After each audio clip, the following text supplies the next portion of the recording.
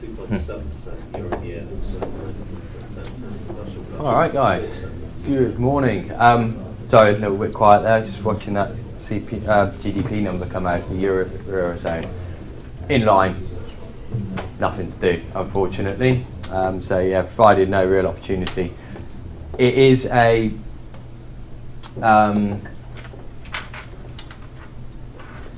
European figure, and the problem with the European cumulative figures is the fact that you have got many of the components beforehand.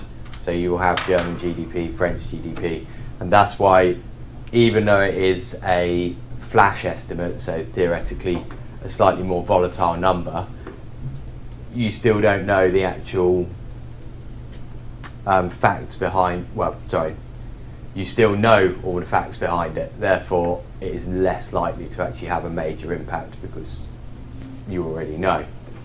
And as such, it came in line, and you can see why it's come in line because the analysts have already got to those facts. So it's rarely ever much of a mover. So I started that a little bit quick, but today we're going to do entries and exits. Mostly look at a different sort of style and how that's going to impact your entries and exits. Then we're going to have a look at different ways of getting in and out of trades, what the benefits are, why you would perhaps use one more than another, and a lot of it does all come down to your style. Now, I'm not going to focus on tons and tons and tons of styles, but we'll have a look at general idea. If you're more of a scalper like myself, a lot of sort of more day trader type traders, your focus is so much more on accuracy. So your entries and exits are going to all come down to getting that execution just right. If you're giving up a tick when you're only looking for 3, that's a third of your trade gone. And so the idea of getting into a trade slightly early to not miss out on it, if you're looking for a more scalp-based trading style, actually can get you in a lot of trouble, because over the course of your career, over the course of the day, you're actually diminishing your risk reward on those types of trades by not focusing very, very specifically on your execution. So if you are scalping, if you're taking multiple trades on a day, all down to that execution. You're going to do a lot more trades if you're scalping as well. So from a mentality point of view, you've got to be able to accept that you're going to take quite a few losers throughout the day. It's not all going to be wait, plan, take your trade on and take your winner out of it. There's going to be numerous different winners, losers, winners, losers, winners, losers. The idea is that, again, that accuracy comes into it, that you should be able to take more winners than losers. Your risk reward per trade may only be 1-to-1, so then it really does come down to your ability to be right more often than not. What scalping does do for you though is, if you can get into a sort of scalping style, if you can learn how to scalp, if you can learn how, and it does sort of focus a lot on the price action, on the way things trade through the ladder and taking advantage of those little movements. This gives you quite a lot of scope to manage your trades, and what I mean by that is if you then start trying to hold on to a trade for a little bit longer, you can manage that trade, so you can add a little bit in, take a bit off, add a bit in, take a bit off, and so all the while that perhaps you're looking for a bigger 20 tick move, you're still taking 2-3 ticks at multiple intervals in between. What this does do is it moves your average price up, so it starts to make your trade look less favourable, and that's where you've got to start. You've got to remember where you are in the trade, basically. That if your original entry was at 10s and your target is 30s, when you buy 25s, your average price is going to jump to 17s. You get out of those at 28, and it still leaves your average price at 17. So if you do any pullback, it feels a lot harder on you. So what you've really got to be thinking about as well is, exactly where you're getting in and out of each individual trade if you are going to try and sort of build a strategy around holding a position and then scalping around that position. Personally, I'm more in favour of, if you are scalping, take the trade, get out of it, take the trade, get out of it. That way you don't end up skewing your view of a trade as well. For example, say you're holding a position that you're trying to run to the upside. Within that, you may see quite a few opportunities for a chance to sell. Now, the only way you can sell it is by effectively either take position off and add it back on lower, or cut and reverse back. That becomes a very difficult thing to do if, say, market goes up, you decide, yeah, there's a sell opportunity, you cut and reverse short, the market keeps going up. Where do you decide that actually you're wrong on the short, you now need to cut and reverse long, and all you've done effectively is lost that many ticks out of your whole trade. And also it becomes a lot harder once you're out of a position down here to then get back in up here and still say to yourself, well, that's the stop. So that sort of scalping with a position is quite a tricky thing to do. You have to be very focused on what your main position is and then really treat every additional trade on its own. I do feel that scalping opportunities have changed in recent years, and I think a scalp is not quite what it perhaps used to be, in terms of the idea of scalping was literally taking one or two ticks over and over and over, very, very quick, lots and lots and lots of trades throughout the day. Now it's more a case of you've got to be a little bit more considered in it, a little bit more planned, and then you're looking for these sort of smaller scalps off levels, sort of reaction type trades. That Bund one, for example, this morning was quite a nice one, where we moved up to 32, 33 and then drifted back down to sort of 28s, then 22s. That's more your kind of scalp trade. You're not taking that on thinking you're going to get a big move down to 10s. Maybe that is the total of what we're going to see today, and I still think it could be. But the idea of the scalp trade there is you know the level, you know the area where you should get reaction. You're just taking a bit out of it, so taking those 5, maybe 10 ticks. So your scalping sort of widened a little bit, and it needs to become a little bit more focused on sort of technical areas, taking advantage of those sort of slight changes in the way the market moves. Right, next up, swing trading, which I think you guys probably have more experience at than me. The difference between swing and scalp is the emphasis is more ensuring that you're actually in the trade. Because if you're taking on a large swing trade and it's going to work, you need to be in that trade, because of the fact that any trade that doesn't work, you will always be in, by virtue of the fact that if it's going to not work, it is going to go through your entry point and then stop you out. So you will always be in when it goes wrong. So the emphasis is that little bit more on ensuring that you are definitely in when the trade goes right as well. It's going to be much lower frequency, and also your skew in terms of number of trades that are winners doesn't matter quite as much, as long as your risk reward's better. So this is a more emphasis on a risk reward type style. So if you're someone who would prefer to take a 4-to-1 risk reward, perhaps you're more sort of inclined towards a swing trade rather than scalping, which does imply generally a little bit more 1-to-1. So that's the main thing, on making sure you're getting in. You're not trying to get in at the high and out at the low. Best way, in my opinion, to take on a swing trade is wait for the market to turn, wait for it to show you what it wants to do, and then put the trade on. That way you've got a clear stop, but also the market's told you that it wants to go perhaps in a different direction. Whereas if you are just purely going on the basis of that's a big level, I want in on that, and the market doesn't decide to turn, you're just straight away wrong on the trade. Whereas if you wait for it to show you, you can then get in. You don't have to be in right at the high or the low, because your aim is to take 80-90% of the whole move. Whereas a more scalp type trade, there is a little bit more emphasis on being in at those highs, at those lows, to get that sort of maximum win on the little turn. So that's where the sort of first bit of the move comes from. You can get in at the high or low. That little turn is usually, those first few ticks are usually the easiest few. Then the market decides actually it is going to come off.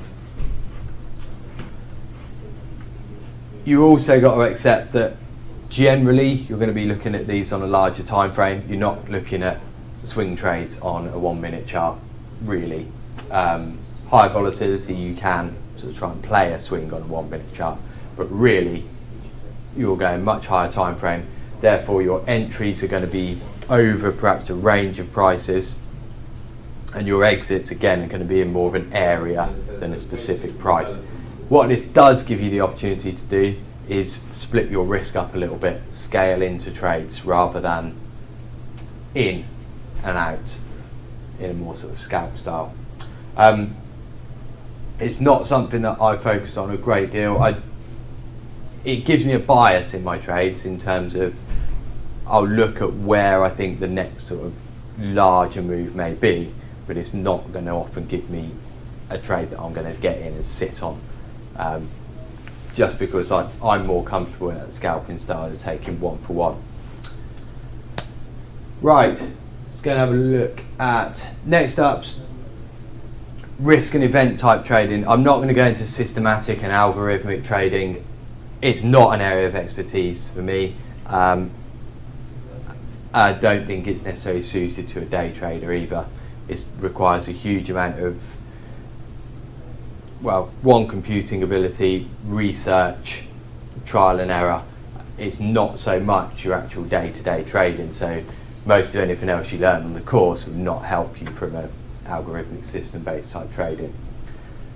Next big thing is risk event style. Now there's a few guys who are very much risk and event type traders, won't trade a great deal in the meantime. You've got to have an appreciation of what's going on in the markets in terms of levels, in terms of charts, in terms of direction. But what's going to make you actually enter a trade is all down to new information coming out. So your fundamental knowledge has got to be so much greater. You've got to understand all sorts of different elements that are going on, all sorts of areas that are perhaps going to offer you opportunities. So, for example, there's a lot of focus on NAFTA at the moment. There's been quite a few guys talking about the, South Africa, and whether they're going to kick out Zuma, who's coming in. There's this whole debate that's still going on there, and that's going to, potentially give you some trades in the South African rand. North Korea for a little while was also becoming quite a big one. So you've got to be really on top of what the most topical fundamental data is. This seems like quite a nice style in terms of you don't have to do a great deal, and then it's a bit of the scoring the goal of the season type style, because when you do win on these type trades, you're going to get a very, very large winning day. The difficulty is timing is very time intensive, in that you've got to be pre-planning, you've got to be very alert, you've got to be ready to take these trades on all day long, knowing that actually you might not get on any of these trades at all. And that can often become quite frustrating, and it also increases the pressure on when you do get something come out, because the fact that you've got to make the most of it. So if you miss that opportunity, you're then running out of opportunities throughout the year effectively. So you do have to make sure you take advantage of all these trades. This is why you do end up with the more event style traders in at all times of night if there's something going on. The worst event type trade to take on is the Bank of Japan. because they release their interest rate decision between 2 and 4 a.m. Don't know when, but that's the time scale they give you, whereas most other central banks, it will be at 12:30, at 7:30, whatever time. Bank of Japan gives you a range of time and then just releases it. Good thing about this is it's very efficient in terms of your use of size and your use of round trip. So commission shouldn't be too high on this type of style, because the fact that you're not going to do a great deal until you get an opportunity. Theoretically, that opportunity should pay for your round trips very easily. So it's a nice efficient style. For me, as an entire style or entire sort of trading strategy discipline, if you will, it's not something that I personally have the patience for. I'm more sort of willing to take these type of trades on, and the way to execute them I'm quite comfortable with. I think that's, for me, the way to go. That I'm not going to be in for every different small event in every different market, because you could find a sort of risk type event virtually every day if you're looking into enough markets. For me, I'm more happy with the markets that I trade and then understanding the risk events that relate to those markets. Because it's generally G7 equities and bonds, it's predominantly around interest rates, the big thing. Anything major geopolitical is the other big risk. So they're the two events that I'm going to be most sort of keen to focus on. In terms of taking these types of trades on, what you want to do, and we were discussing this last week, Demetrius is particularly good at it,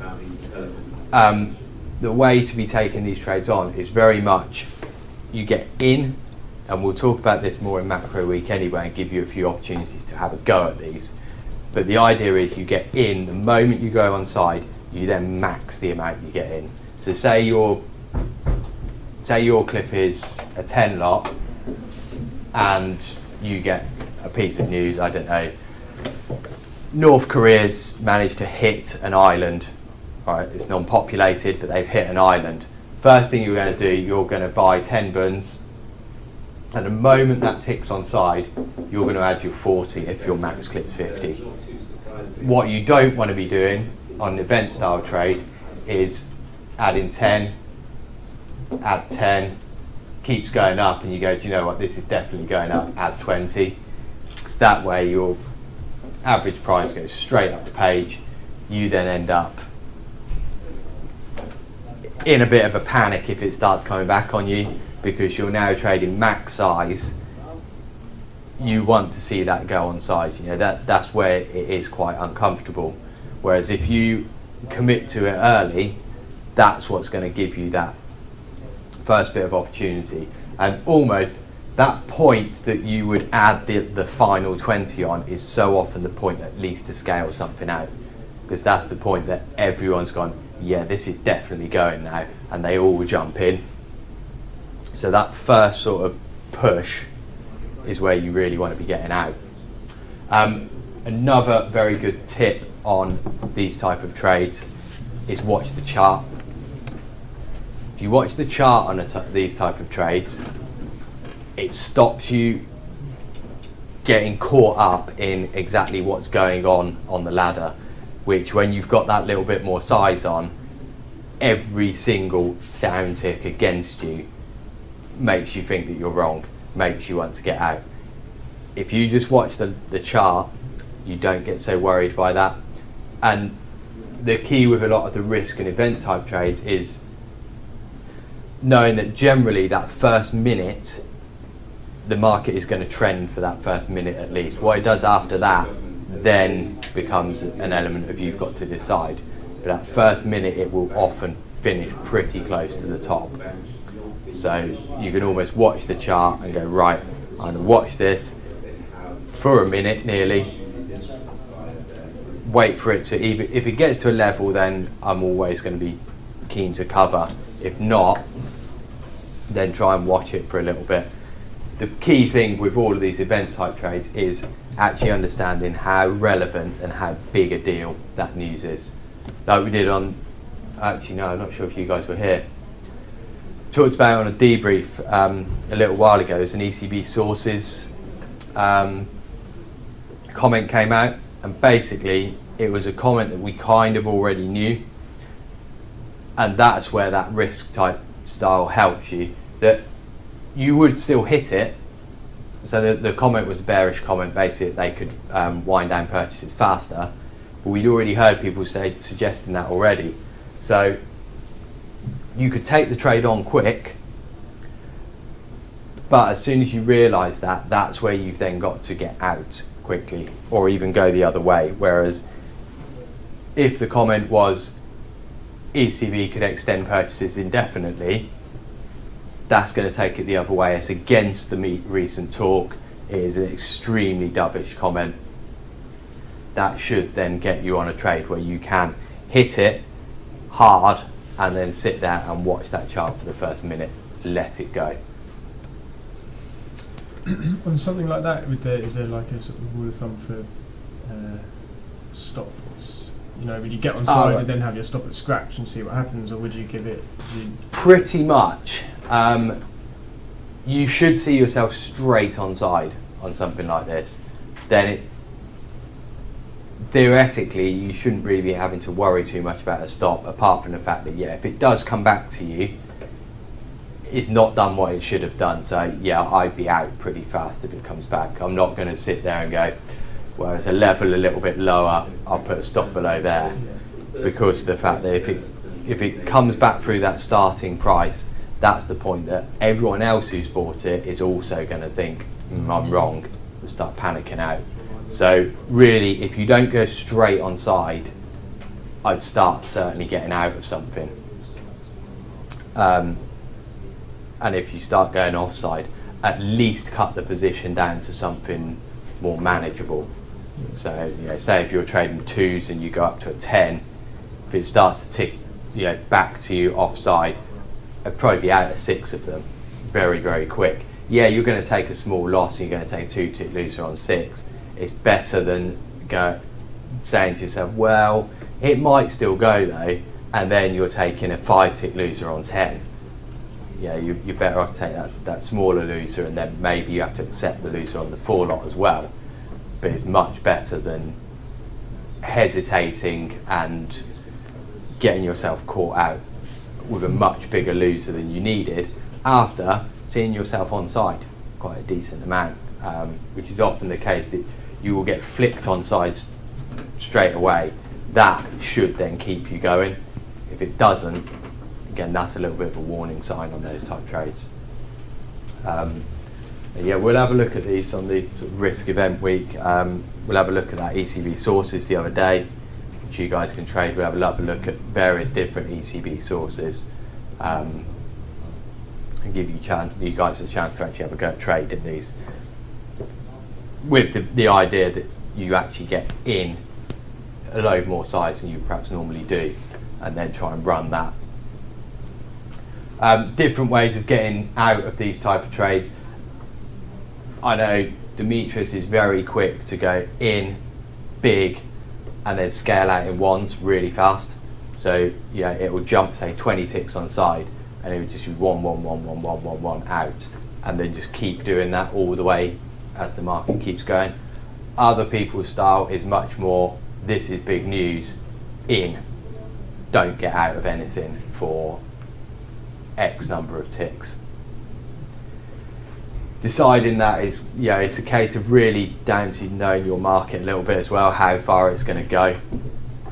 There was something we were talking about the other way, Bank of England on cable, that generally that first move, if it is sort of a little bit of change, is around about 100 ticks.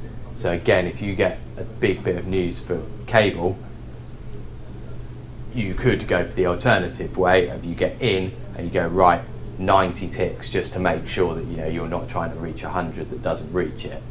But you go, right, I'm not getting out for 90 ticks, or I won't scale anything for the first 50. And a lot of it's to do with just having that in your mind the moment you get in, what you're going to do next, how you're going to plan the rest of that trade. And for most of the event risk type trades, the way you would get out is very similar for all of them. And so your way of getting out, you can apply to every single one of these. The only difficulty is when it doesn't go. If it doesn't go, you've got to get out very, very quick.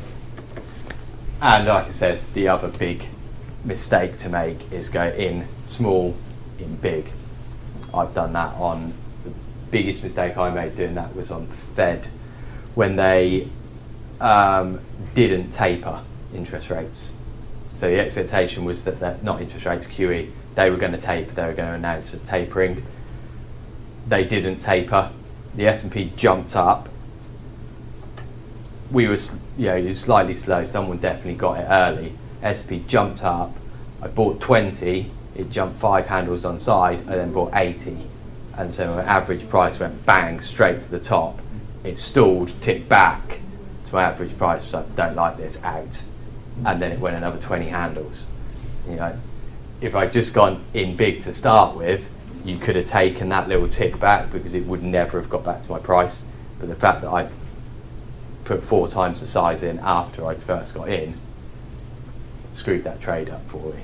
So it's hard to do sometimes. It's hard to sort of pile it all in without really being shown that you're on side. But the flip side of that is that you pile it all in at the high and it comes back on you, and then you are more likely to take a loser as well. It won't just be a scratch, it's quite likely to be a loser.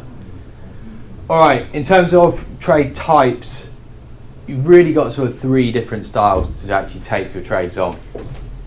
You've got a breakout type of trade, whereby you're looking for the move through the level.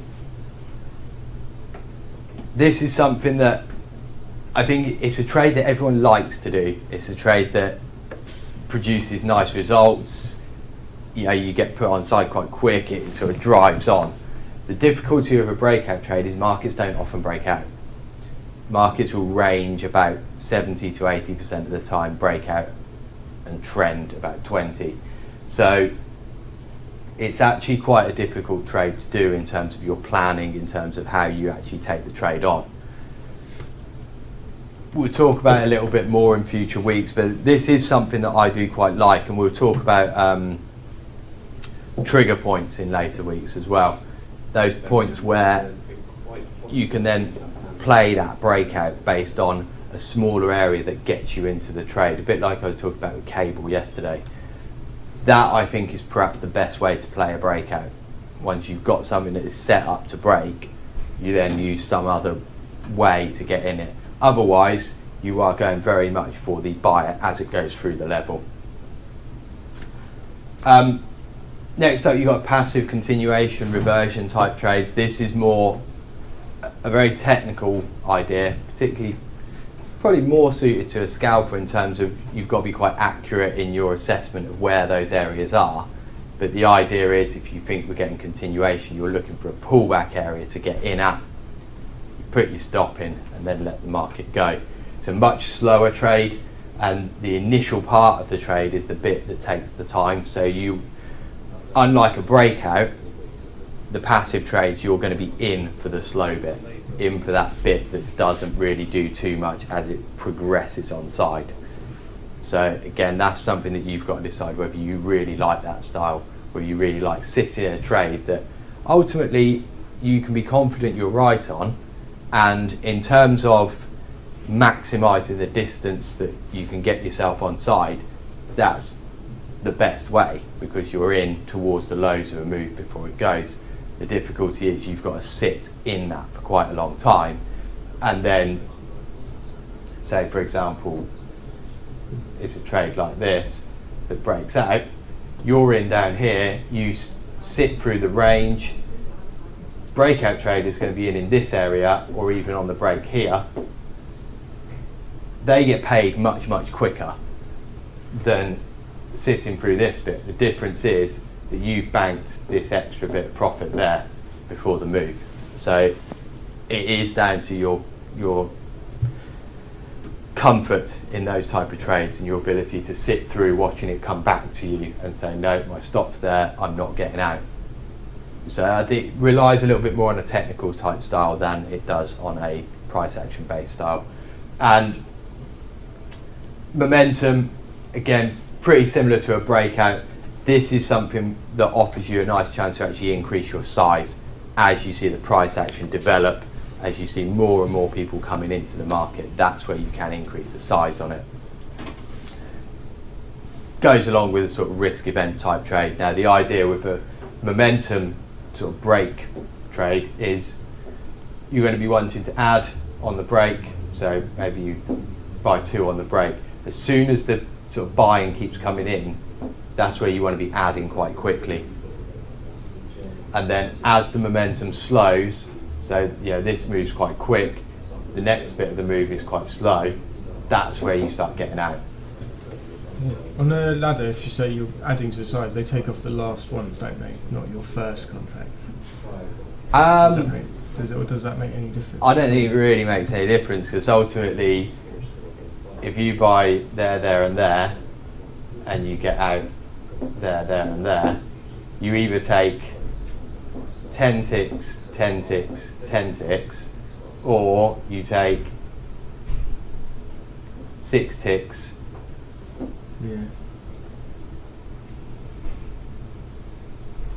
16 ticks and 20 ticks. So it still works out the same. Sorry, 6, 16 and 20 doesn't work the same. But I know what you mean. You know what I mean. They're ultimately all going to come out the same. So I don't know the order it takes them off. I don't think Doesn't make any difference. it tells you that. No, it doesn't make any difference at all. I think it only makes a difference to how you think about the trade. Yeah. So, for example, yesterday on that cable breakout, I'm just trying to remember the price I bought, but basically as it went up, I bought 89s and then I added at 93. The market then basically went up 94, back, and then up again. And so effectively the extra that I bought here, I got out here. So you can either look at that I've taken a loss on this down here and then taken this one as the winner to up here, or I've taken a very small winner on part of this and a winner on this. So I don't think it makes any difference really. You either you take a small win and a win, or you accept that you've taken a loss which has reduced your win. So no, I don't think it makes any difference at all. The only difference is to how you think about it. I try and always think about the most recent thing I put on. Where am I going to stop that one out, particularly if you're sort of adding to a trade as it goes. Right, going to have a look at a couple of examples. This sort of a swing type scalp example. Difference between how people are going to look at this. Sorry, it's a little bit of a messy chart. I probably should have got a better chart than this. But this is a gold move. What I've got down here is a daily chart. On the daily, you've got a double top there, which is this high and this high.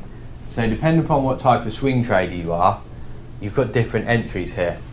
You've also got a smaller double top just here, and that's the confirmation of it. So slightly more short-term swing trader is going to see this double top, and if they're not in on the aggressive in, they're in down here.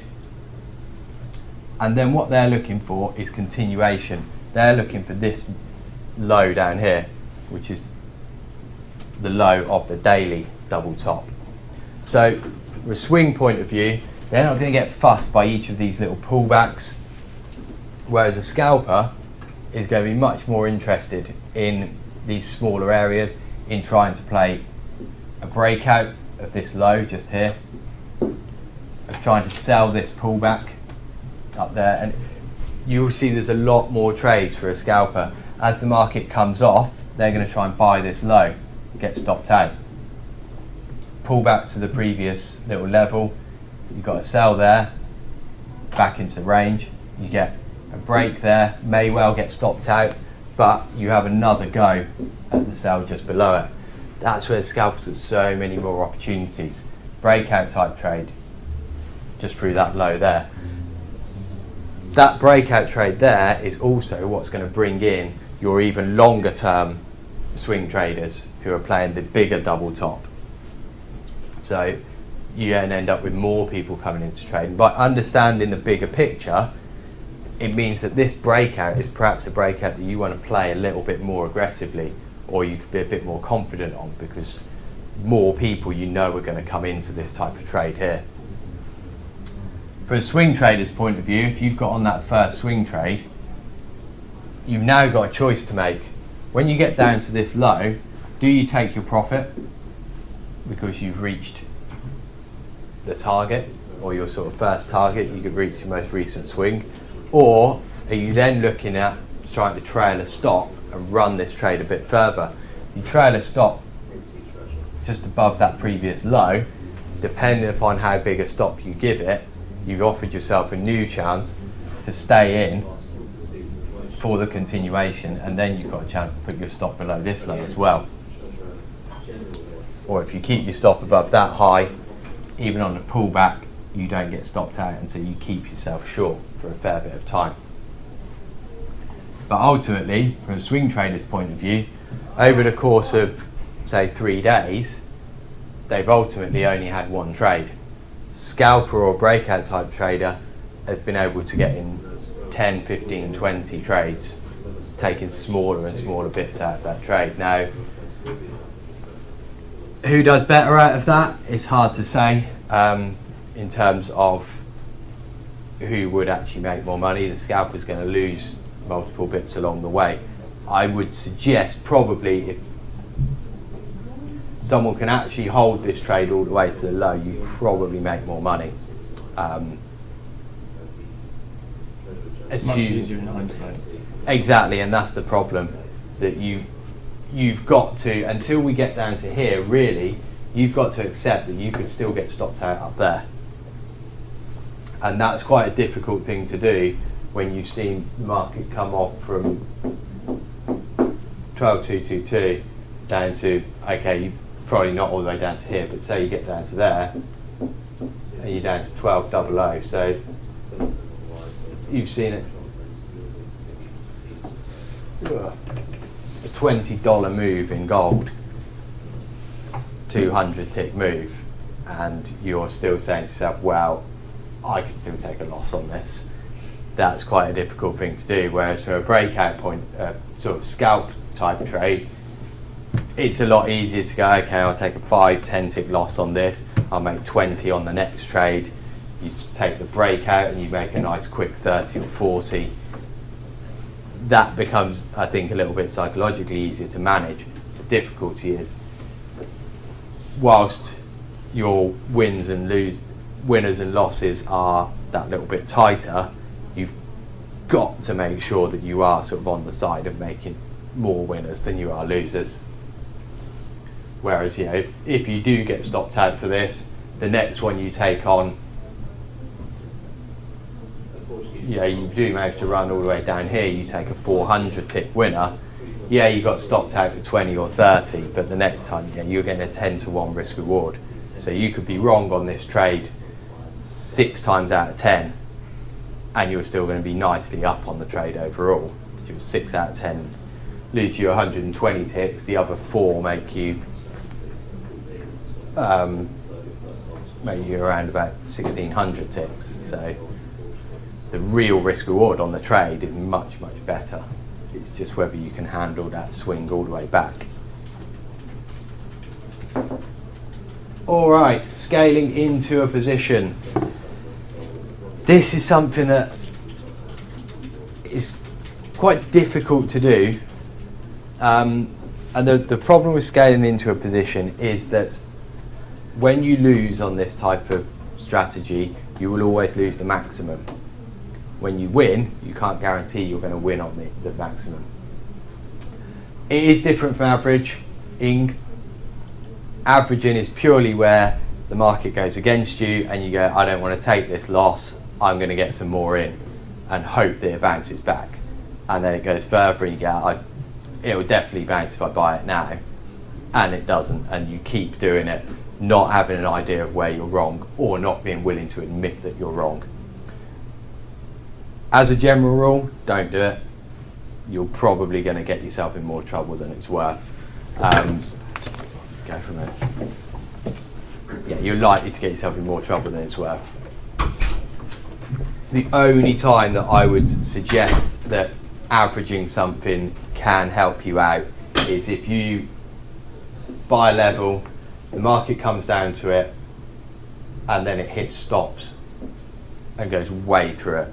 So you might have been buying this level, saying to yourself, right, I'm going to have a 10 tick stop, and it spikes down 60.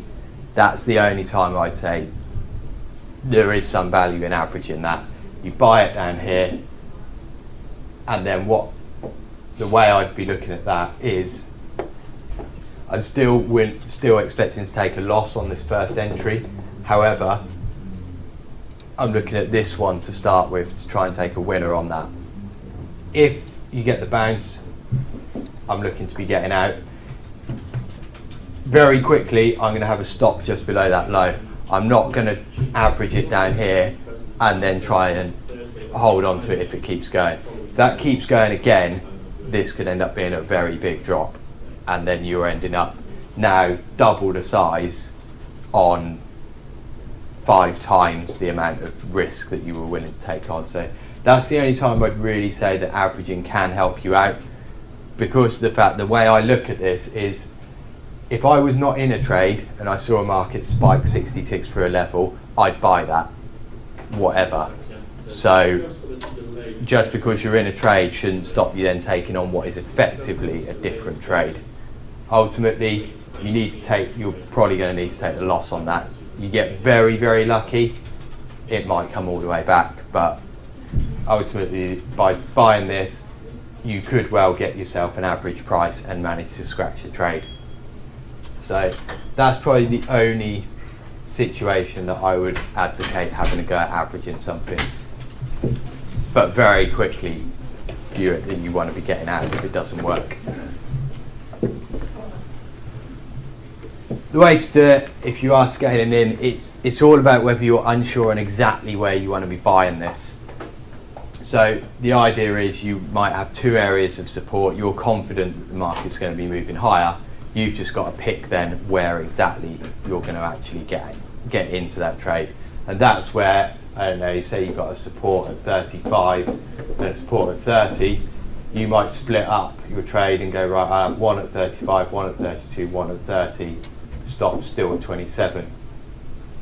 At least that way you're in if it only trades down to 35, but you're not getting all in here and taking an 8 tick loser on it. You're getting, if you get filled on all of it, average price a little bit lower, so you're taking perhaps a 5 tick loser here rather than a full 8. Just allows you to manage your risk a little bit better.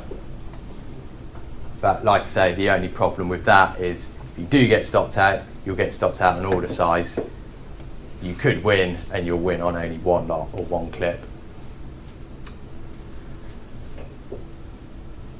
That's why basically it guarantees you getting in. There's some more sort of for someone who's taken on a swing trade, more if you're looking at a slightly larger trade on the day, as it says there. All right, nice example of it in the bund. And this was one a little while back. What I was looking at is we'd had this move higher. We got the open above range. You got a trend to support you down here. In fact, that's the trend at the time. So you can use the trend as a stop, basically. So you go, right, I'm going to have my stop below the trend, so 80s for your stop. The problem is you're not sure where you want to buy it. You've been helped out, this is slightly getting into profile week, but you've got the open above value. So the first thing you want to be thinking there is, can we get into value, or do we reject value and then move on higher?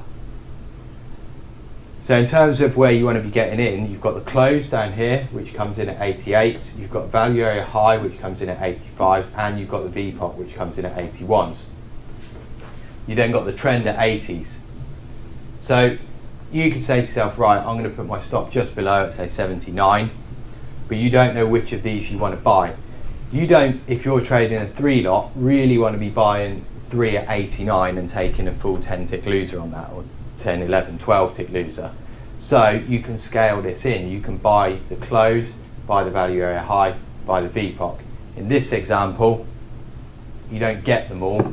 You get the value area high and the close, so you end up with average price up at 87, 88. Whoops. Market then does start to tick back up.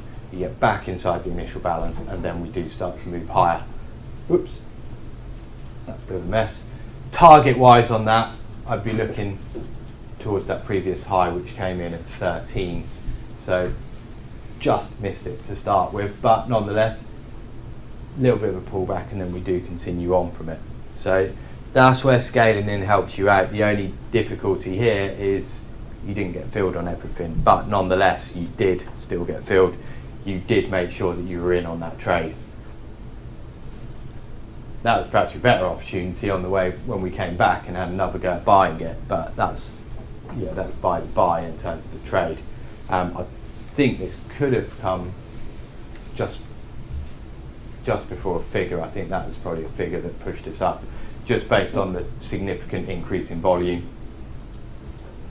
But that's the point of scaling in. You guarantee yourself in, particularly if you're trying to buy over that little bit of a larger position, that you don't want to take such a large stop. Quite a nice setup actually the next day, and we'll talk about this. You've got a ledge there the next day, which is an ideal situation to then have a go for a continuation as well. So that's your scaling in. Queuing orders. We were just talking about this actually, so for you guys online, just a little tip when you're queuing orders. So if you've got an order sitting in the market, if you change that order, it can affect your queue position. If you reduce the order, so say you've got 5, you want to drop that to 3, you can reduce it. For those of you listening online, click the rollable on your mouse over the order. It will then pop up with a little menu where you can reduce or increase the size of that order. If you reduce it, then the order stays in that position in the queue. If you increase it, it pulls the order and puts it back in. So you're better off to just add on whatever you want to that position, so you've got effectively 2 orders there rather than increase an order that you've already got. Big benefit of queuing orders is for technical trades, particularly in much thicker markets. This is something that I know Lee does. He will put his orders in at 6:30 in the morning, because if you trade a thicker market, that's the first point you can put an order in. If you're the first person in, at least when it trades that level, you'll get filled. Yeah, if you're trading a market like the Schatz, which has got perhaps 4,000 on the bid and offer, if you're in the first 100 and it comes down, hits you, you're in, market's still bid in your favour. Big benefit for the much thicker markets, the accuracy of how you queue your orders. So constantly having orders queued up and moving them according to whether you're getting to the front of the queue or not. So that's where that positioning queue column is helpful. In something like oil, DAX, S&P at the moment, having a queue position really doesn't tell you a great deal, because these markets are so likely to sort of wash through an area of prices. It doesn't matter if you're the first in the queue, because you accept very quickly that wherever you're trying to get in, you're likely to see that 3 or 4 ticks either side of you before you get in. So yeah, that's something that a lot of people do try and do. This is an edge that has perhaps been snapped up a little bit by more automated systems, that you would have a system that effectively watches an atomic clock, and the moment you can enter an order, ping, the order goes in. So it's faster than you can click your orders in, and it can put them on, say, 20 different prices. whereas you're going to have to pick the prices you want and go click, click, click, click, click. Some of those orders are definitely going to be slightly slow. The one thing I would suggest with queuing orders,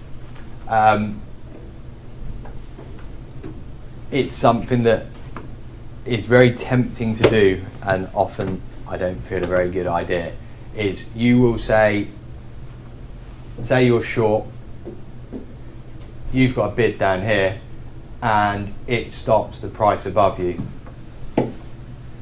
Or actually no, sorry, it doesn't stop the price above you, it trades into your price and it doesn't fill you. So you've gone from 400 and you're now 20 in the queue. Market bounces away and you go, okay, I'm going to get out. So you're out of the trade. What a big temptation comes in then is, as the market comes back down, you then go, right, I'm going to sell the price above that because I'm definitely going to get out there. And the market doesn't trade it and goes back up. And for your attempt to nick a tick on the it must do it, you end up losing money on that. That's not a trade. That's not a trade that sort of has any sort of long-term strategy behind it, because you can't guarantee yourself getting to the front of the queue like that. You also can't guarantee anyone's going to down tick it either. So it's a big tempter to take that type of trade on.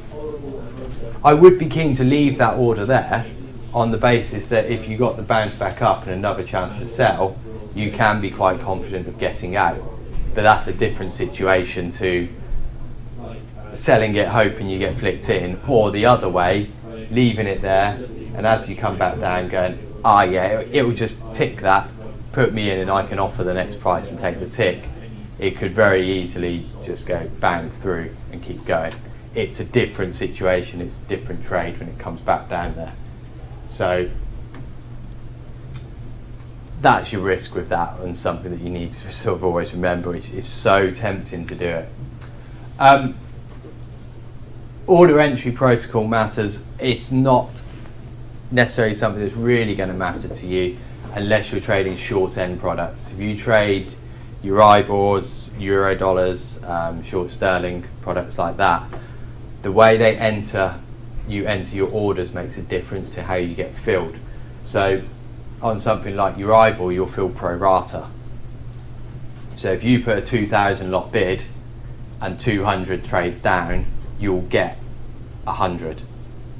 You get 10% of what trades, rather than if there's 10,000 in front of your 2,000, you won't get anything. But with a pro rata, you will still get something, which incentivizes people to put bids that are much, much larger than what they really want in markets like that. So you might only want 200, so you put 2,000 bid. Risk is you get hit for them all, and then you're stuck with a 2,000 lot you don't want. One way around it, which I do think they try and clamp down on, is entering orders in ones, because you can't have a percentage of ones, so if it trades down you will get it. I think if you're trading small size, it doesn't matter so much. If you're trading up, say, a 20 lot and you enter it in ones, it's not going to be an issue. But as we've seen from things like short sterling, if you're trading a 20 lot, you might get a tick for the day. That's all the money you're going to make. So you have to trade much larger size in these types of markets. And that's where that order protocol helps. Virtually everything else is first in, first out. So your speed of entry. The one good time to get good queue position is just before a figure. Markets will thin out quite significantly just before a figure. All of the market makers pull their orders, therefore it does give you the opportunity to get some orders in. If you've got bigger levels that you expect to trade at some point that day, perhaps not over the figure, you may then get the opportunity to get your orders in on those areas. So that's probably the biggest advantage nowadays. It is still something that people use, particularly in the much, much thicker markets. Queue your orders, and then people will literally still scalp it and take one tick in very, very thick markets. But if you can take a tick twice a day on a 500 lot in the shats, because you've queued your orders very well and taken advantage of perhaps a slightly thinner period in the market, you're doing pretty well. Like I say, that's the example of the scalping side of it in those thick markets. Really, I don't think the queuing orders makes much difference in thin markets at all. You're just joining everyone else. All right, pyramiding. This is a contentious one on whether you should or you shouldn't. Many people would suggest that it is a very, very good choice. I know Ollie's quite set on his, he believes that more people do themselves more damage by pyramiding trades than just accepting that you got the trade, take the trade on for what it is. Now, that may mean that it's going to be slightly uncomfortable to start with because you're going to have to put that little bit more size on. But it's better than putting the same amount of size on over 10 prices, which then skews your risk reward on the trade. I see his point. It depends how you're pyramiding each trade.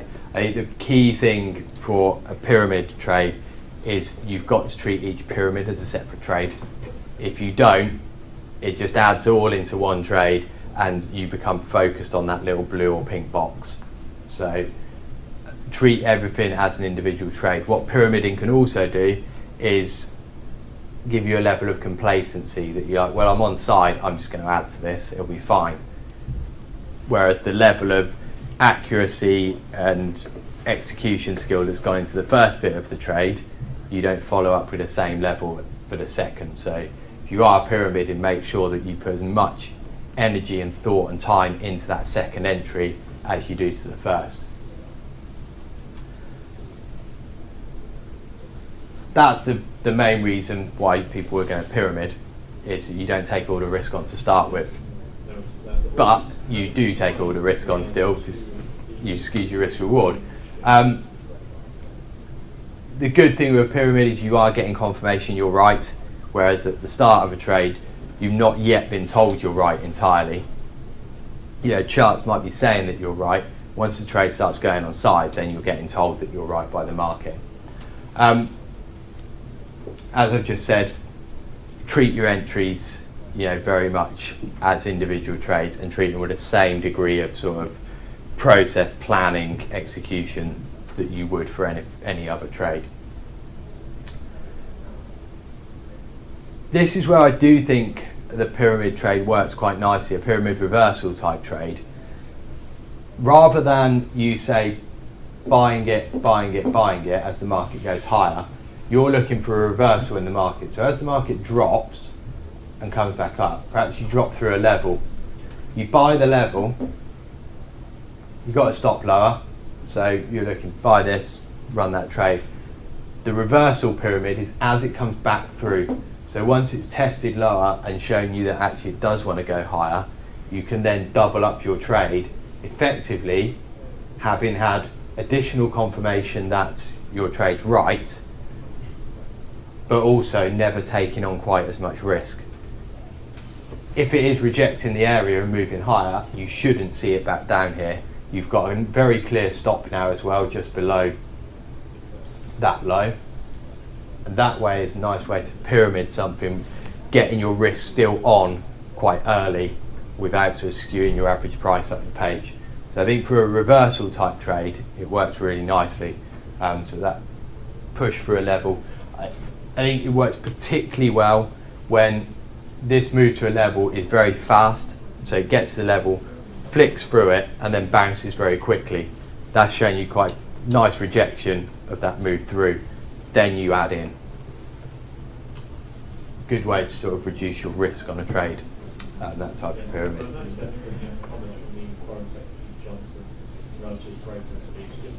This is the one that, sorry, they're talking about Johnson speaking, but he's pretty much released to the Telegraph everything he's going to say already, so I don't think this is too much of a big deal. Other way of pyramiding is with momentum. Idea is as the energy in the market increases, your size increases with it. It does skew your risk because you're always going to be buying, so your average price is going to chase you up the page as the momentum increases. But the good thing with it is as soon as momentum decreases, you get out. What you have to accept is that possibly your last ad, you're going to take a scratch or maybe a tiny loss on it. That's part of the trade, but you don't know where that end point's going to come, so you can keep adding until the end point. Basically, from a business point of view, is where you get a negative marginal return on your product, which is the point when you've hit maximum capacity. So yeah, it becomes sort of a hybrid of a position breakout type trade. This, I think, works very well on closes in markets, on very sort of price action driven events.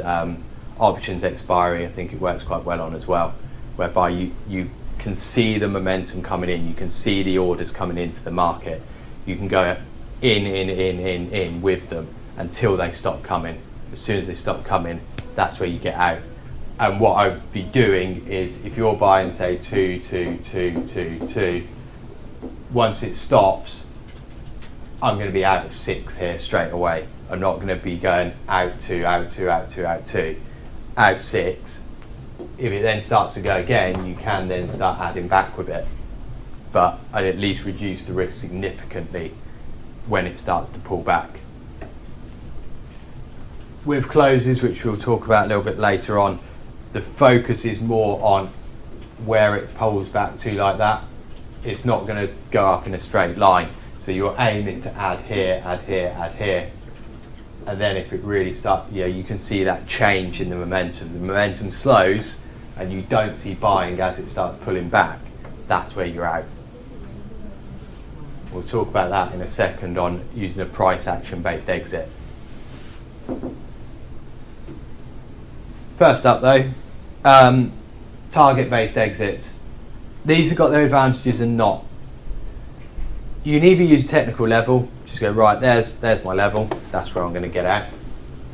Or you can use a measured target based on a flag, based on the head and shoulders, double top, range patterns, the kind of thing we were talking about the other day. Problem is, they don't account for upcoming levels. Not everyone is looking at the same reason that you've got in a trade either. So whilst you may have this target that says it's there, if no one else is looking at that, it doesn't matter. It's not going to make any difference. The market's not going to go there. You've got a level ahead of your target, market's not going there. You're going to have a passive exit. And so if you start increasing your size, you can run the risk of getting a part fill on your exit, whereby you put a 50 lot on the bid to get out, and it gets to your target, fills you 10 and starts to move away. Now, from a point of view, we were talking earlier about dragging your orders. I have been told that that information can then be made public. So if you pay for the information from the exchange, you can see orders that are being dragged. So you can see orders that are part filled and orders that are being dragged. So therefore, if you see that the market comes down, someone's got a 200 bid there and it trades 10 into it, they're now 190 bid, and that starts getting dragged up, that information can be made public. People can find that information out.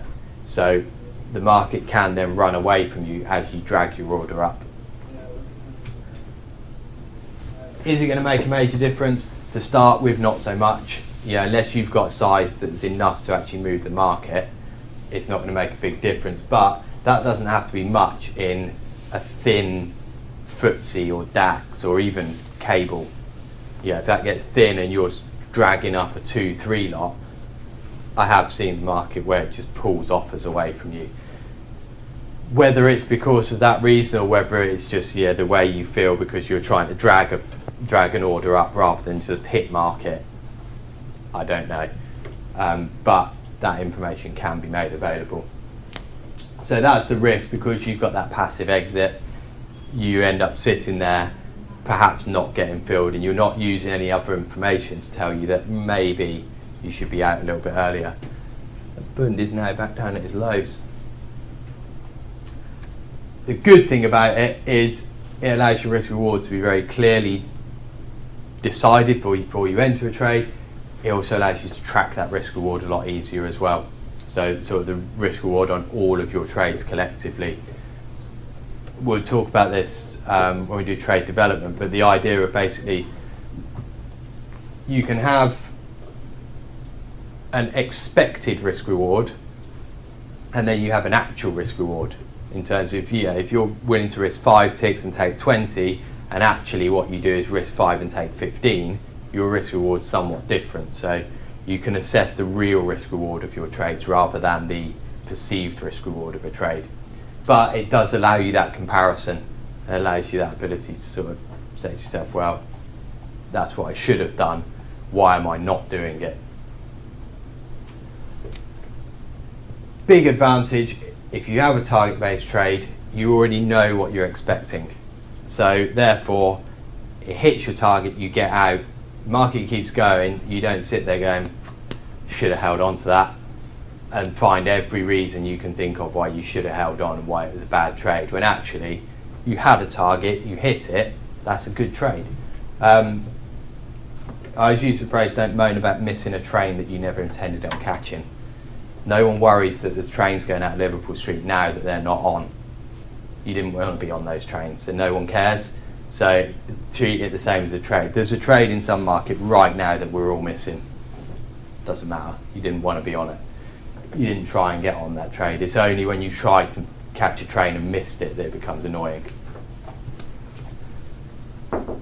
Right, little example of target-based exits that can become quite tricky, and this is where psychologically they're quite hard, and also the stubbornness can often come to a bit of a fault. And what you end up with, if you're buying this to BTP, buying after this drop lower, your target's up here on these previous lows, don't get there and don't get there 2 days in a row. And what you end up seeing is the trade come all the way back to you before you do finally make it.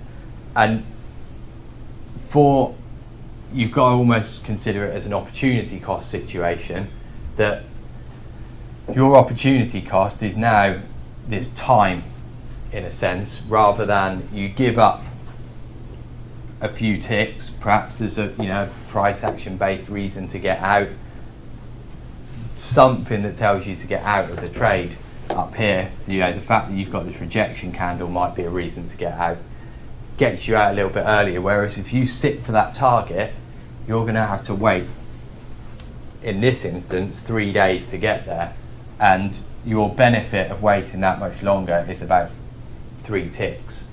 So you do have to sort of consider it in that sense when you're looking at targets. We'll look at another example in a minute of using a measured target based on a flag as well, and where other technical setups or technical reasons stop that working. So your targets they keep you in a trade, which is a good thing, but potentially to your detriment in the fact that you do sometimes have to accept that it's not going to quite reach the target. Another thing that I'm quite keen on when it comes to targets is if you have a specific target for a certain reason, I particularly use this with a close. So the idea that a market should fill in a close price. Now, if you've got a close price up here and you're long towards it, I am always going to offer the price below the close if I'm expecting the close to get filled, because of the fact someone could trade a 2 lot into that close, you're not getting filled. But if someone trades a 2 lot, you're definitely getting filled the price below it. And so it's those little things that I'd prefer to give up 1 tick to guarantee getting the fill than I would, want to be perfectly right on the trade, and if you're not, then what do? Where do you give up on this trade if it doesn't quite fill you? Do you sit there stubbornly and go, no, it's definitely going to go? Or do you end up sticking to your original stop. You know, in this trade, for example, if it didn't have that little spike up there, you'd be getting stopped out down here, having sat on the trade for 4 days, just because you didn't want to, you know, you didn't accept that it's nearly at that level. So I think having too precise a target or not being flexible in your target can often come to a little bit of your detriment. All right, market action based exits. Now these are ones that I so often hear people use as an excuse for getting out of a trade. Didn't like price action, didn't look like it was going to go, didn't fancy the trade, whatever. All of a sudden, when someone's in a trade, they become an expert on price action, and they can tell exactly why a trade's not going to work. They can tell exactly why the trade's going to go the other way. If you're that good, why are you bothering with technicals? Just get rid of your charts. If you're that good that you can tell that. So I think it's often an excuse for it's not doing what you wanted as fast as you expected. You're now on side 10 ticks and you don't want to lose it. Various different reasons. Market went down and then it came back up a little bit quickly and you panicked. All sorts of reasons people use for a sort of price action based exit. There are some examples of it. Sorry, I'm putting that button again. There are some nice reasons that price action is going to tell you to get out of a trade. We're going to have a look at one of them in particular in a minute. But the main thing for me, price action way of getting out of a trade, is an exhaustion move. This is where you will get a break for a level, a break of, perhaps not even a break of any area, but you will suddenly get this extreme pickup in action. Yeah, load more energy coming to the market. You suddenly get the market taking, say, 1 tick every 10 seconds to it takes 20 ticks in 10 seconds. That's the kind of thing where I'm going to get out. Whether that's the end of the move entirely, you're not necessarily going to know, but at least in terms of taking part of your position off, that I think is the ideal place to be going, right, that's it now. I'm going to be out of, for me, I'd be out of 3/4 of a position when you see that sudden splash of energy. The alternative way of doing it, market action based, is when you start getting that volume dropping. So you get towards a level, volume starts dropping off, ranges start becoming slower. But what you're going to have to do is you're going to have to sit for a period of seeing that to decide that actually this isn't working. You can't just go, oh, it's slowed down, I'm out. But once you start seeing that, that's where you can start getting out. Ultimately, biggest thing before you go using a price action based reason to get out, ask yourself if anything's changed, because this drop in ranges and slowing down in volume could purely be a little consolidation before you get the next breakout. So actually nothing has changed in that situation. You're just getting a slowdown whilst you're waiting for the next move. And that's where if you give up on it there, you end up missing out on the rest of the trade. It is often difficult that, because the market will go up and then it will sit and range like this, and now you've got to sit through this thinking to yourself, my stop needs to be a little bit lower.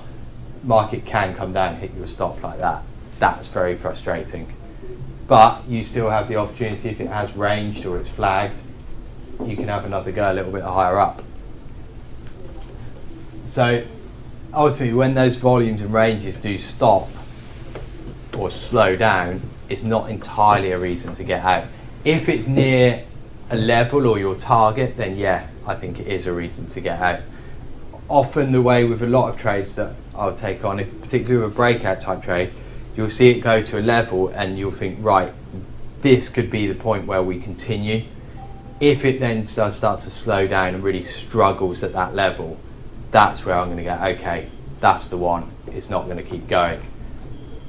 The alternative is where you then get the break of the level and then you get that fast flush down. We'll look at in a second another example using size that comes through the ladder. to tell you to get out of a trade as well. Momentum's the other side of it, and that's basically the same as the exhaustion type move, that as that momentum decreases, that's where you get out. Good example of this is where you see size coming into the ladder that chases the market, and with any size that chases the market, it gets to a point where basically people go, okay, it's good value to buy that now.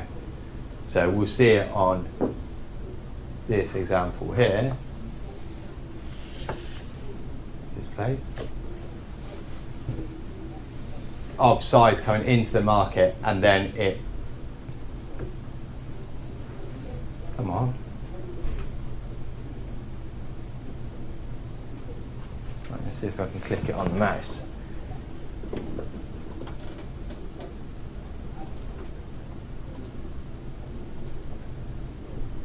Once again, doesn't want to do it.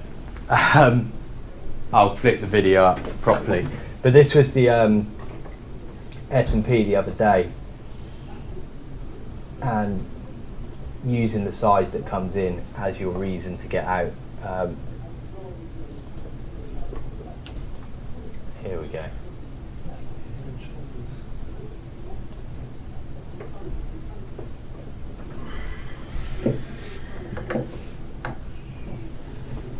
Right, so the idea is you're in this trade, your target's down at 73 really on this breakdown, and what we're watching out for is the 2,500 lot that comes on the offer. And what you want to be doing with that is, as soon as it starts to chase it down and start getting hit, that's the point to get out, and that's your sort of price action based exit. At the moment, you're not really seeing anything that's telling you to get out. If anything, the extra size that's coming down on the offers is a reason to stay in the trade. And ultimately, like I say, you're looking for those 73s. So target wise, I'm always going to have that in my mind, but I'm not going to sit there, you know, staunchly going, it's going to 73. If something says to me, yeah, this is an opportunity to take something off, see, now you're getting 1,800 on the offer. Somebody shows me an opportunity to take something off, then there's that 2,500. Watch him come down. He gets closer and closer to market, so he's now 80 3/4. Chases it right down, 79s, and then gets hit. I wonder if you can see this. There you go. So it comes down to 80s, so 80 3/4, and then he chases it down 79.5, and then he starts getting hit for it. And as soon as he starts getting hit, that's the point to get out. So he moved it quarter of a tick lower, that's when you hit him. So whilst he's away from market, you can stay in the position. But as soon as it starts to come down there again, that's where you're going to hit it and get out. And that's your sort of price action based exit. Does go again, we do get that extra little push lower, and then you get the rush back higher. And that rush back higher initially, the reason for not getting out is often the explosive move one way will usually pull back a little bit. So that's why I didn't rush straight out of that. Hindsight, bad choice, but like the example that I was using with averaging something, the market spikes suddenly in one direction, you expect at least a little bit of a pullback on that. And so that's where you didn't reach the target, but it still let you get out. Whereas if you sat there on this breakdown through 17s, going, no, it's going to go to 73, it's going to hit it, you end up missing out on that, which is a shame. But that's where the price action does help you. I do think that's one of the more important reasons for getting out, as long as you're using it for the right reason. So are you going to ask? Yeah. Go on. Would you just bid here to get out of the position, or would you just sell at the number of on a bid size to go? No. What? So when the 2,500 comes down, Yeah. I wouldn't bid for it. I'd just hit him. I would, as it comes down, I'd have bids on the level in case it keeps chasing it. So if he keeps chasing it, I want to be out on that level anyway, irrespective of what he does. Okay. But as it gets close, the moment it starts trading into it, think about it from the point of view of where other people are positioned. Anyone else short is now thinking to themselves, I can get out here. Now 2,500 offer is giving you the chance to get out, particularly if you've got a large position. You know, if you're 500 lots short, you look at what's trading, you're getting like hundreds, 200s on the bids and offers. Someone gives you a 2,000, you know you can get everything out at one price. So from a liquidity point of view, if you've got a larger position, there's going to be people that will chase that. And so that's why it will eventually get filled. To start with, generally you'll get the chase and people will run away from the orders. But as soon as it gets close to market, then people are going to bang and hit it to get themselves out. So that's a nice little price action based exit. Hopefully we get a few more examples of that in the coming days, weeks, in terms of markets that start to move, and then you get just the splash. Once you get that splash, it's something you see quite often in commodity markets. Gold's really big for it, whereby it will drop to a level and it will just get the splash through the level. One of the guys in Poland, Gabriel, that's his trade basically. Nice. That he will effectively say that's the level. He'll sit with a big stop on the level, not a stop below it, on the level.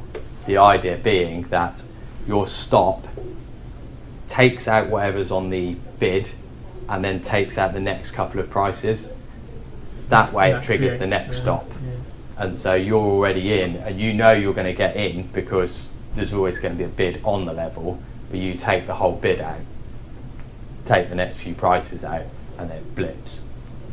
Then I guess you can fade yourself back up again in a way, can't Yeah, you? you can, yeah. A nice example of that in price action week of the get into gold, and then as it splashes you cut and reverse long, which is the S&P trade there. That was what I was hoping for as that 2,500 came in, that it would whip it down, and that's where you cut and reverse it.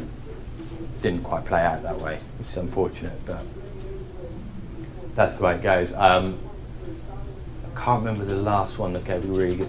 Last June was a really good example of it, so we'll get you guys to go trading that, like the ideal example. But yeah, the idea is that with a lot of trades like that, if you're on side and it suddenly splashes down, you not only have the chance to get out, you have the chance to cut and reverse as well. And yeah, on that cut and reverse, you're just looking for it to move up and then slow down. I'm not going for all the way back. It's just as soon as it bounces and slows down, that's where I'm going to get out. Because as it slows, when it bounces, it's got one of two things. It's either going to slow, hold for a bit and then continue, or it's going to slow and then have another go lower. So if you don't get out on that point where it slows down, you're either going to wait some time and possibly be right, or you're not going to wait that much time and be wrong, or certainly have reduced the amount of profit you're going to take. So for me, that's an opportunistic scalp type trade where you're in, as soon as you go on side and it slows down, you're out.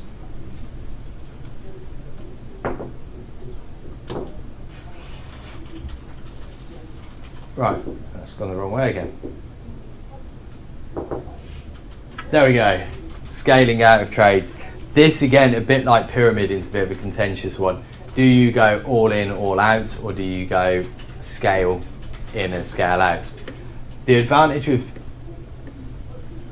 scaling out is one, that you bank profit. So you can guarantee that you're making some money on a trade. The big thing not to do though is assume that that makes a free trade. So often that people will get in a trade, take a bit of profit, and then go, right, I've got a free trade now, stop at a scratch and let it go.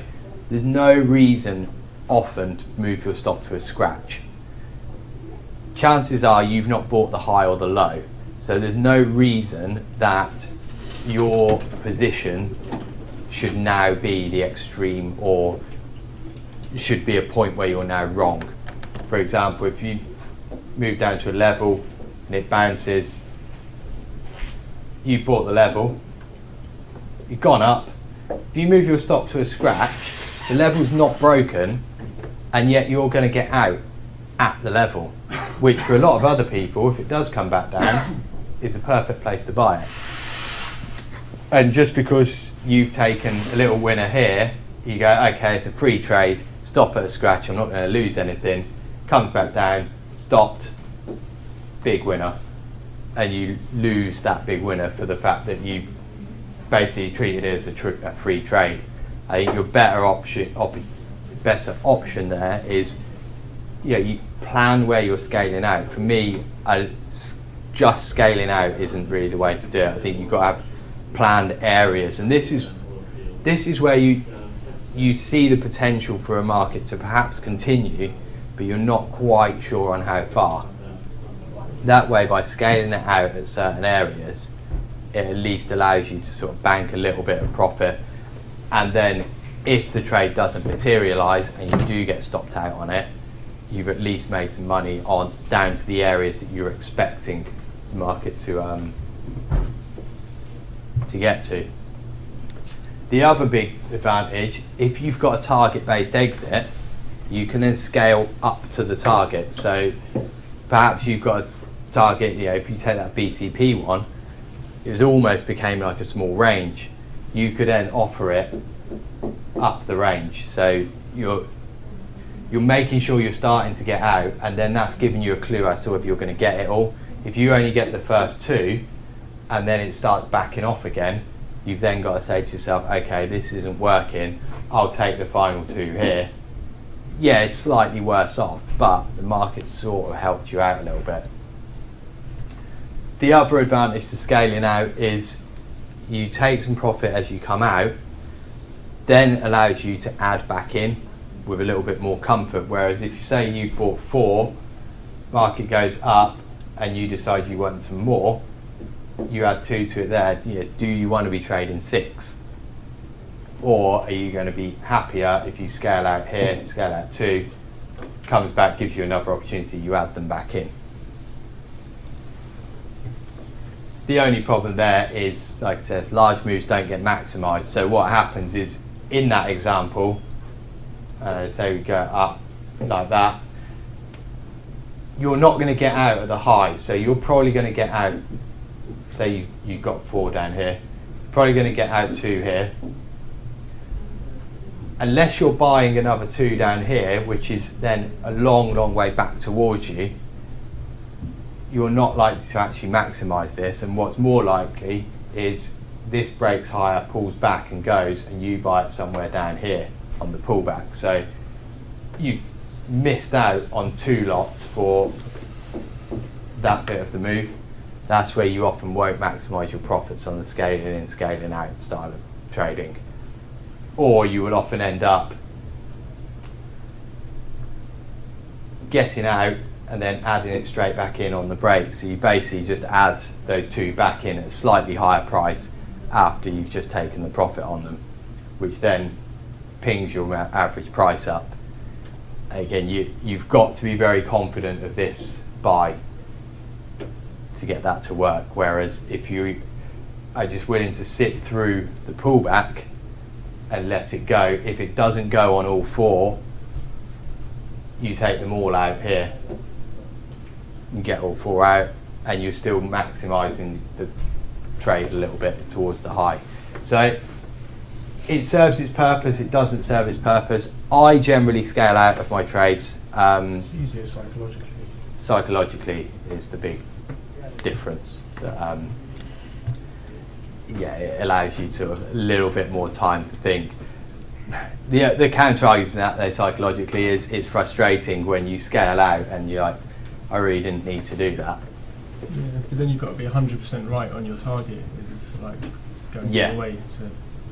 Yeah, you've got to really start holding that conviction. I think what it does help you with is, as you start building size up, you could scale over a larger range. So if you were trading a 2 lot, you've only got one scale, and then your target or whatever gets you out of the final one. If you've got a 5 lot, you can scale that over multiple prices, and so it sort of allows you to stay in the trade a bit more, and then that allows you to learn how to actually hold the size a bit better. As long as what you don't want to do is, say you buy it down here, market starts going up, you buy 2, and maybe you've got another level up here, and then another level here, and that's your target. You buy 2 and you get 1 out there, 1 out there. What you don't want to do is, if you buy 5, get 1 out here, here, here, here. Because all you're doing there is taking risk on 5, but you're never really maximising. So what you should be doing is, if you are doing it with slightly larger size, is the exit where your first one would come out if you're trading the 2 lot should be where your first ones come out if you're trading the 5 as well. That way it does sort of help you learn how to hold the size for a lot longer on those types of moves. So a good way to help increase your size, as long as you're not using it as a reason to go out quicker. You need to still hold it to the areas that you intended on holding it to. So yeah, like I said, I'm a reasonable fan of scaling out of things. I think you're better off to do that. I know other people will go it the complete opposite way and have very much a mentality of, as it goes, you become more and more convicted in the trade, and so therefore you should definitely hold the trade a bit more. Yeah, that varies person to person. I think it also depends on your willingness to scale in. If you're willing to add into the trade, then I understand the scaling out a little bit more. If you're not likely to add into the trade, then holding the size all the way to the target seems to make that a little bit more sense. Like I say, I know Alessandro is quite a big fan of hold it. He calls it the white horse trade.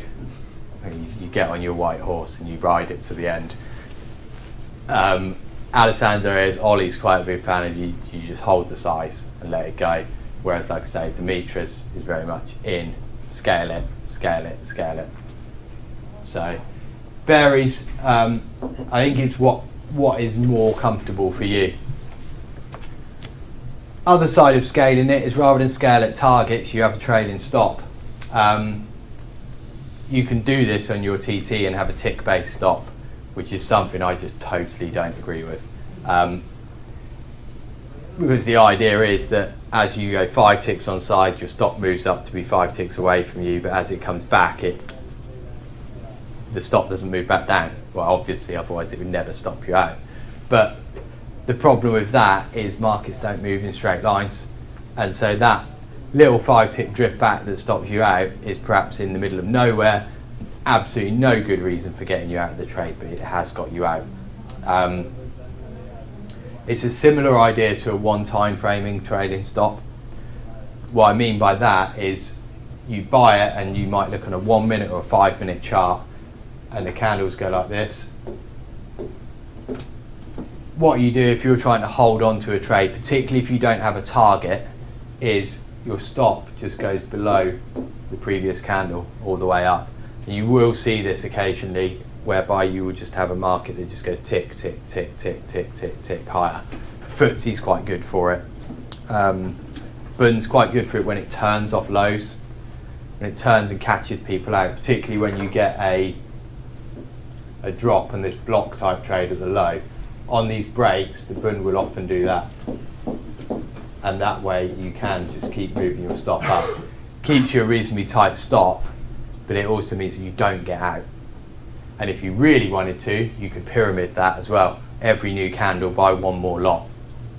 You know, worst comes to worst, you're going to buy one more lot and take a loss on it. But ultimately, the previous ones, you shouldn't. So that's another way of sort of almost a tick-based trailing stop, but I think that's got a little bit more structure to it rather than just purely a number of ticks. Moving averages, we spoke about these yesterday, using say a 20 period EMA, something that runs reasonably tight to your trade. The idea being that as your moving average slows down, then it's basically showing you that the trend slowed down. However, the longer period that moving average, the longer the market has got to not trend for before that slows down enough, and then you're often going to give up quite large amounts of profit. So for me, if you're going to use a moving average as a trailing stop, I would use a reasonably short-term one, more likely exponential as well, so that it stays with the move, whereas a simple one has got to catch the move up as time goes through. So stick more to an exponential one. The other way of doing it as well with those moving averages is actually as it starts to go flat, rather than wait for the market to go back through it, if the moving average starts to flatten off at any point, that might give you a better opportunity to get out whilst you're actually near the lows, rather than wait for it to come back up.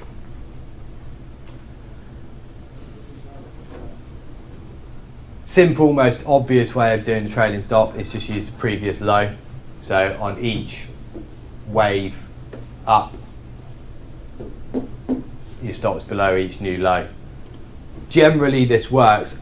I think the key with this though is what time frame and how significant are these levels.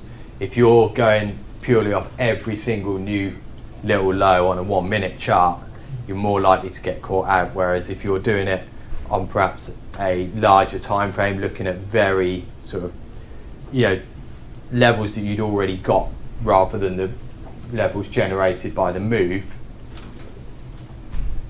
that perhaps helps you out a little bit more rather than sort of every new low. All of these new lows are basically the same as the one time frame in strategy. So I'd be more inclined to sort of go with, it's got to break a sort of significant level, then you can start moving your stop down. Big advantage of trailing stop is it'll keep you in for an extended move, particularly when you don't know what your target is. And this is, you know, on those event risk type trades, it's great for, where you really don't know what your target's going to be, you're not quite sure how far the market might go. You can then at least say, right, if it pulls back to here, pulls back to a certain point, then I'm going to get out. Another way of using a trailing stop on a fundamental event type trade is you can use a P&L stop on that. What I mean by that is, because you're probably on something like that going to make more money than you would consider a good normal day, you then say to yourself, okay, I've just gone over this amount, I am not leaving with less than this. And you almost just go, right, I'm up 10 grand, I'm up 12 grand, at worst I'm going home with 10.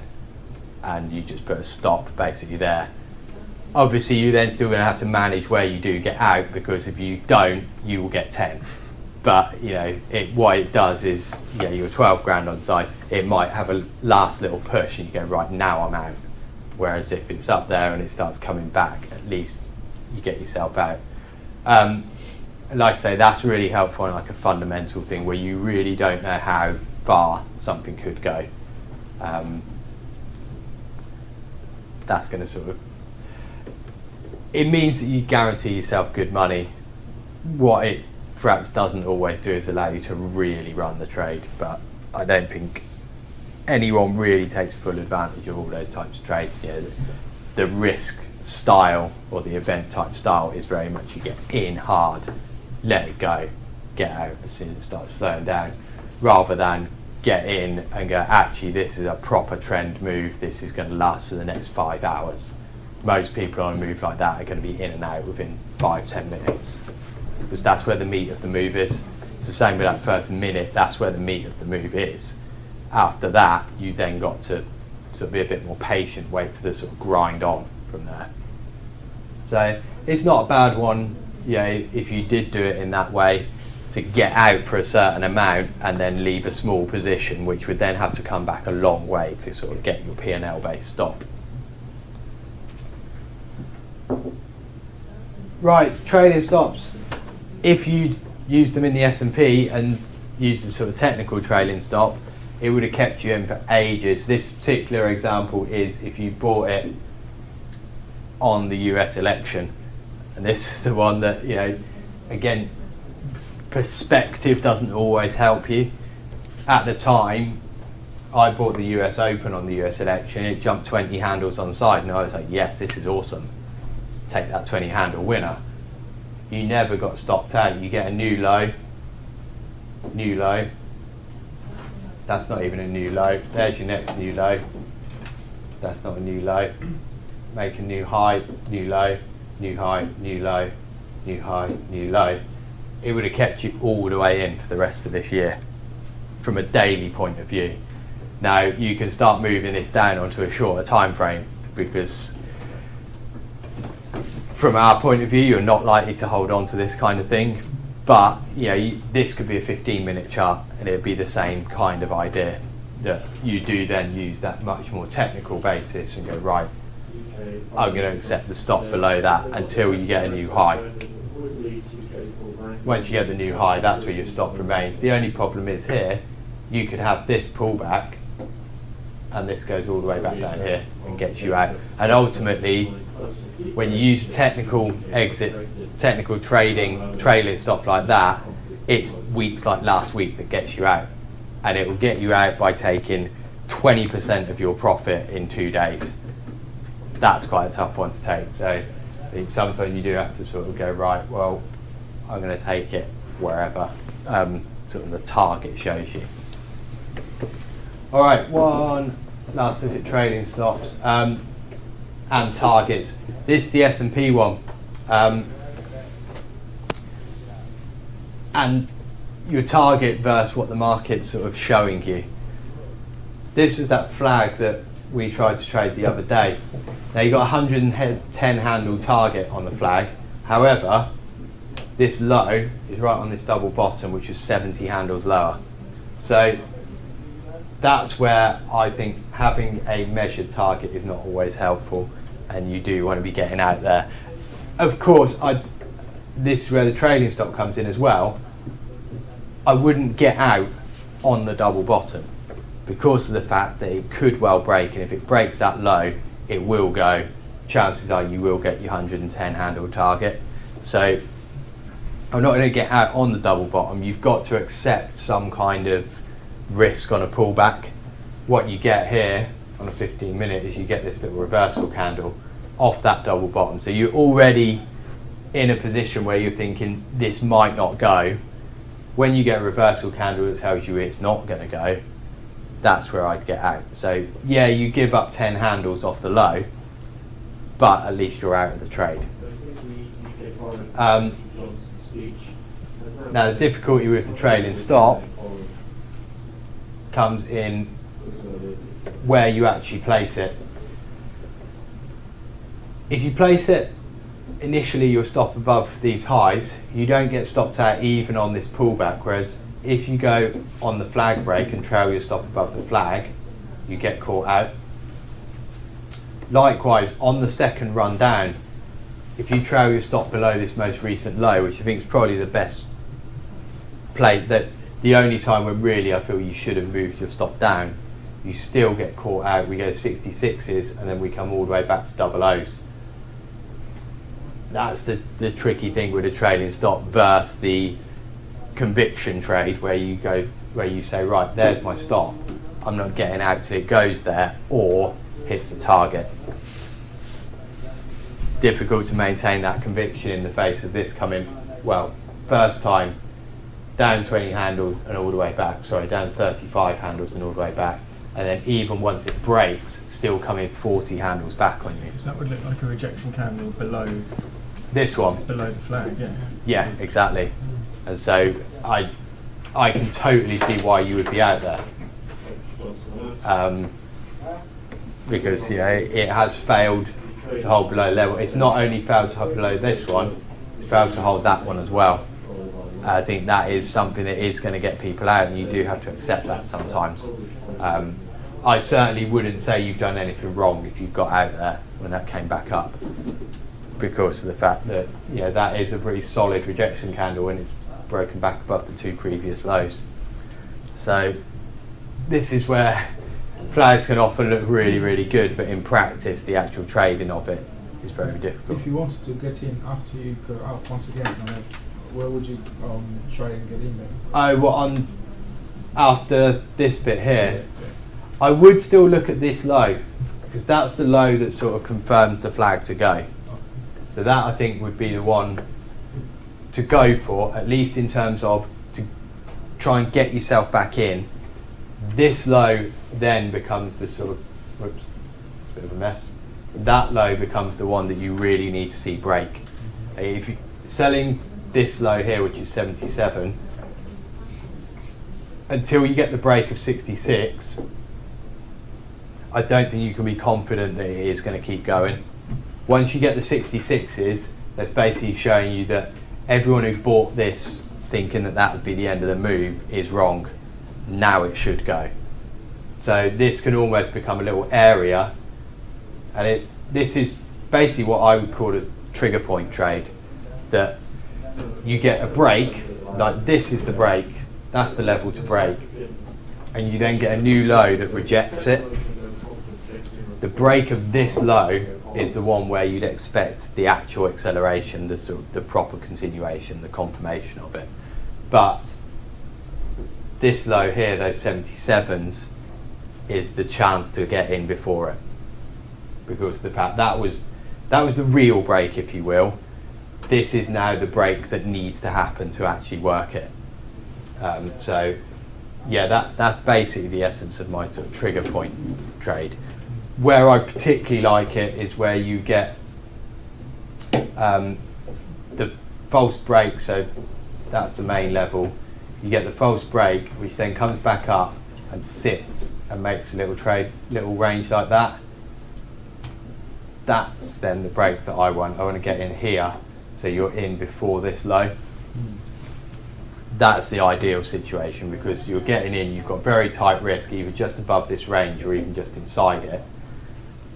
And then that low as it goes is the one that really gets the move going. That's where you should see pace pick up, that's where you should see it accelerate. And that's where I then expect a bit of more continuation. All happy, trailing stops, targets? Anyone decided what type of trader they are already? No. That's fair enough. I don't think anyone always knows straight off. When I first started, I was very much like, I'm going to be a swing trader. You know, I'm going to pick a trade, I'm going to get in the trade, and I'm going to run it. And to a degree, I still kind of think that I am, but I know that actually that's not what I'm very good at. The idea I'm quite good at, the general idea of what's going to happen, I feel I'm quite strong at. But it's the actual holding the trade that I'm not.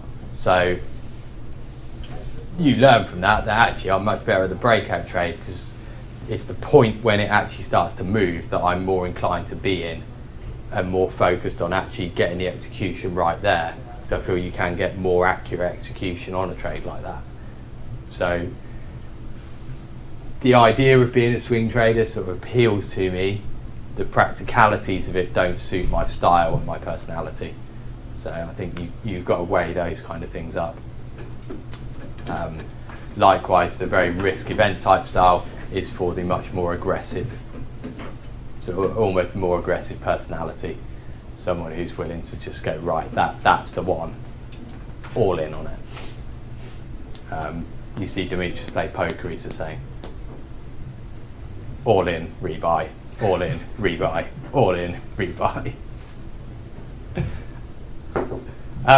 Right, exercise a little bit early, so we'll do this on Thursday morning, Thursday afternoon, and we'll run it all the way through Friday. Idea being, get in the trade, you've got to go the other way when you get out of the trade.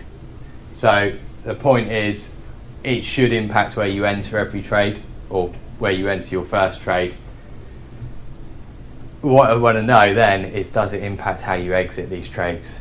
Because it's likely to mean that you're either going to try and run something that bit further, or you're going to end up cutting and reversing a lot. Now you can add to a trade. So the way, and we'll go through this again on Thursday. What I want you to do is get in with a 2 to start with. You can add to that. You can add to, and when you get out of that, that's fine. You could take 2 off, take 2 off, take 2 off. But if ever you get to a 2 lot, again, you have to cut and reverse it. So basically, you've got to always sell 4 when you go the other way. So that's the way I want you guys to do it.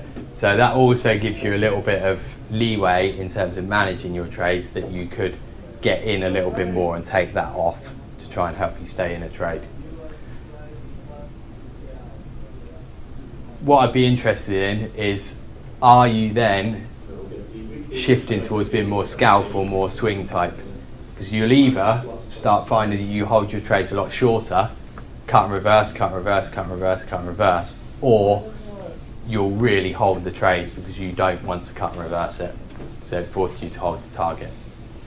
So we'll do that on, that's tomorrow afternoon. Doesn't matter what market we do it in. No, you can do it in 3 or 4 markets if you really want, but it's going to be quite a challenge.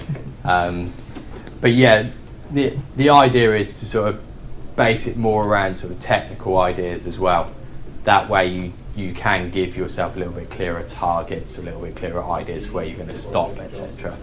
So yeah, that's the plan for Thursday. And then we'll have a big review of that Friday. We'll look at whichever markets people traded, what got them in, what got them out, because chances are we'll be able to go through a lot of the trades, because in fact you're not likely to have quite as many.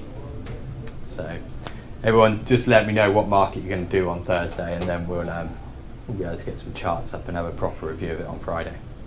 All right, I've got to do the mental session in 15 minutes, so we are preparing for figures, which we need to do anyway, so we'll do that in 15 minutes. Have a look at CPI, and there's live trading floor, so it'll be more of me talking.